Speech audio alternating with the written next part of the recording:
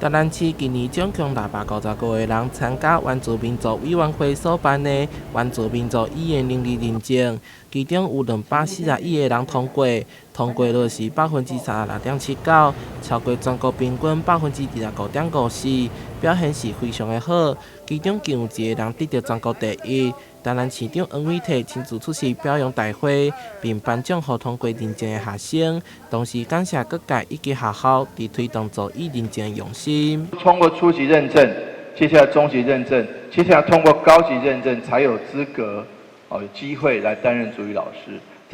但是你如果没有初级认证跟中级认证的话，你高级认证是一定没有人才的，所以这是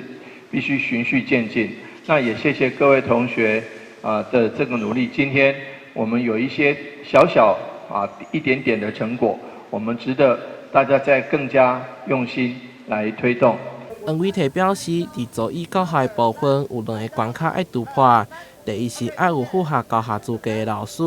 第二是要予参与认证的师生一步一步豆豆来。另外，台南市原因爱大力指出，台南市国中小甲高中的原住民学生将近1800位，面临师资不足的困境，恐也无利语言传承。我们现在只有33位族语老师，所以其实大家可以知道，老师们，你看，特别是有的老师们比较资深然后负责的范围又那么广，其实资源真的很有限。所以为什么我们会那么样重视有关于师资人才的培养？就是希望说能够有更多的孩子在初级、中级、中高、高级，甚至到优级的部分